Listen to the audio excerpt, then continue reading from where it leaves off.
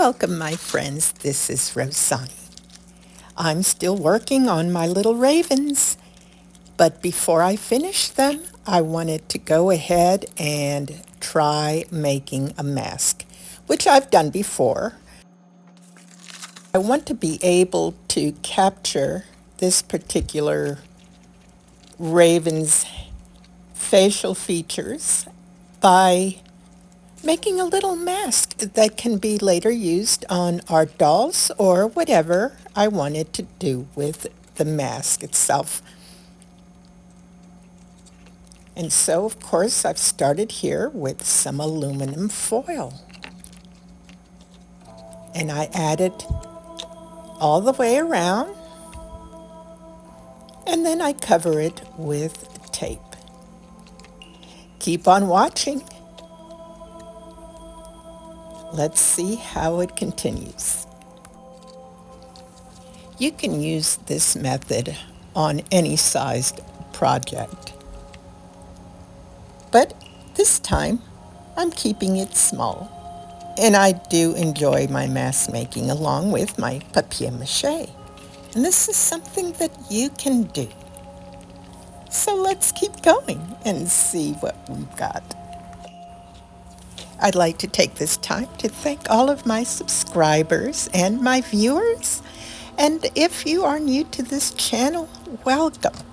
I hope you enjoy watching my videos and that they're helpful to you. Do not completely close up the back. Just put the tape around on each side and leave a little opening.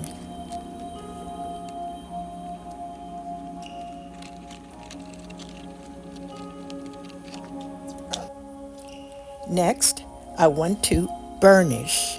That's B-U-R-N-I-S-H. That means to smooth it out, I'm applying pressure with the tool and smoothing out the masking tape, pressing it against the shape of the head. And I do this all the way around.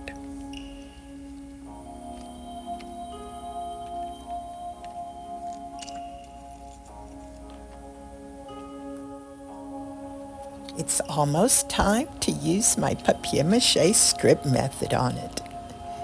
And we'll see because it's coming right up.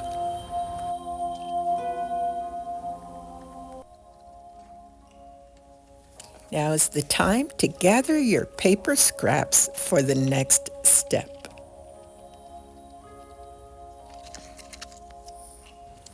You can do this with any of your papier mâché pieces.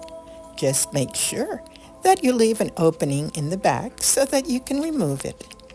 Otherwise, if you cover the whole head, you will have to split it into halves.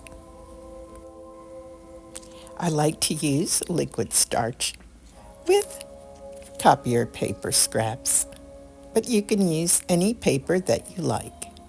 You don't want to make it flimsy, so a nice weight paper would be just fine.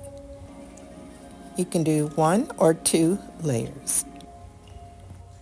Now I'll just set it aside to dry. And soon it'll be time to remove it. Okay, here we go. Let's remove the little mask. I'm cutting 2 little slits and forming a V shape, and then adding another slit in the middle. This creates a little flap.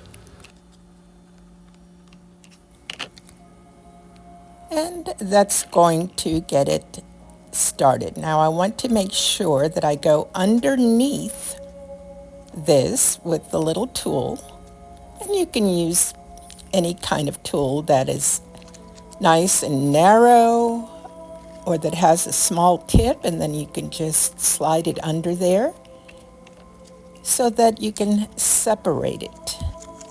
And here we have it. Thanks so much for watching, and I hope you enjoyed this video. I'll see you next time.